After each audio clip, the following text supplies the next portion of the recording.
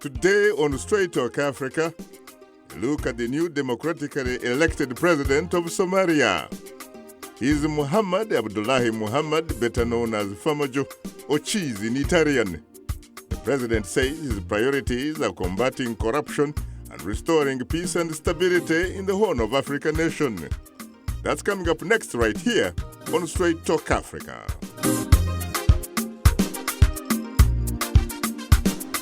Hello, welcome to Straight Talk Africa, live from the Voice of America studios here in Washington. I am Shaka Sali.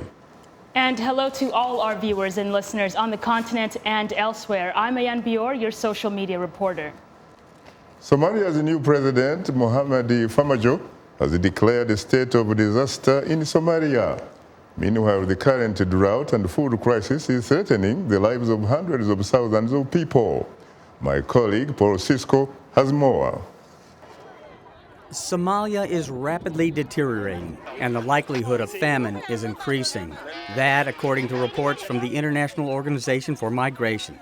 The organization says a growing number of people are fleeing to Ethiopia in search of food and basic services. President Farmajo has his work cut out for him, and he knows it.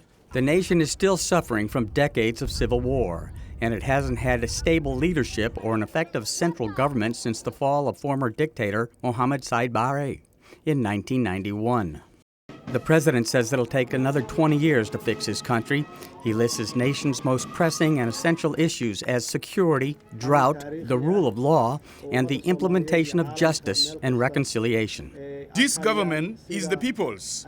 It is for you, and I promise that I will return power to you.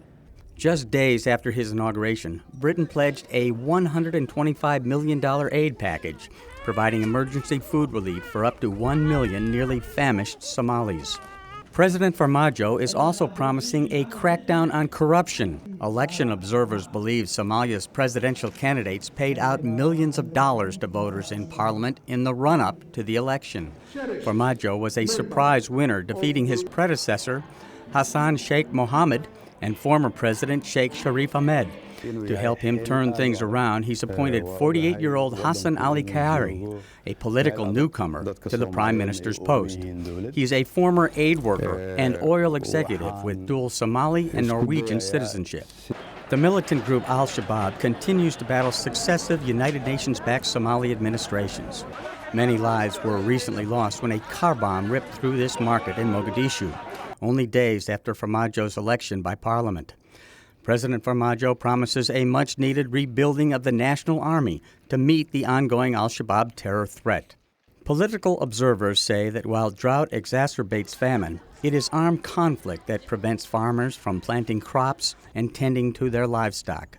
Despite very real climate factors at play, famines are almost always the result of man-made conditions. The violence prevents aid from reaching the needy. In 2011, when the last famine struck Somalia, 260,000 people died. Paul SISCO, VOA News, Washington.